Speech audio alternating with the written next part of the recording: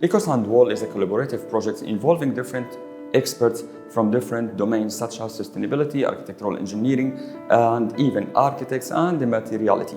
So we moved actually from the idea came out of 30 students in the parametric design course and digital fabrication. And we thought, why not to bring this idea to life?